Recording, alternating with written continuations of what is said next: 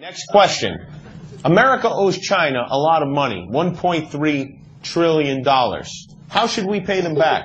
Shoot cannons all the way over and kill everyone in China. Kill everyone in China? Yeah. Okay, that's an interesting idea. Okay, kids, you really have a lot of good ideas for the U.S. government debts. However, as one of your creditors, I may not like your idea of killing us. Maybe you don't know China. I'd like to tell you something. We, Chinese, 1.3 billion people living on 10.4 million square kilometers land, 4 times population of the United States, but the same size of the country land. We were killed by many other nations in the history, including being governed by Genghis Khan, the Empire of Mongolia. But now, some of Mongolians are part of Chinese, and this old land is still called China, from Qin Dynasty more than 2,000 years ago. We are undying Chinese, can't be killed by anyone.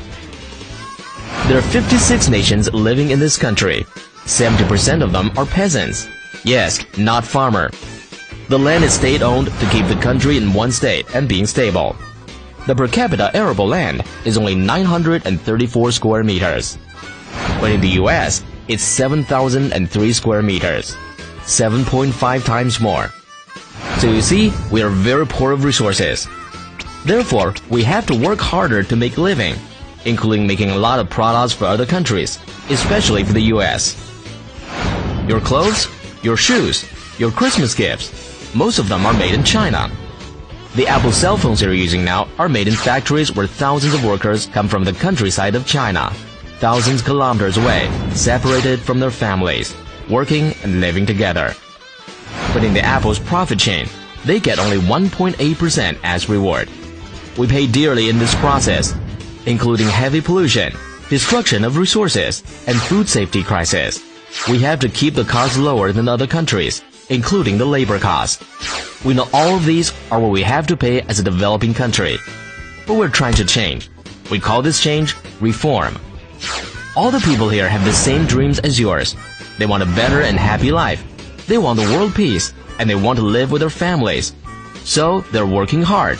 Both the people and government here save money for the future, as part of life plan. People want to use this money to build new house, go to school for education, or prepare for their old time. We buy the U.S. treasure bonds when Americans need money, and wish your country's economy to be stable, so that we can do business with you and exchange products and resources. We accept your global integration, and we're one important part of the world economy cycle. Now each one of the United States owns Chinese people more than 4,000 US dollars. That's almost Chinese people's average annual income. If each American saves $1 per day, it needs more than 10 years to pay off the debts.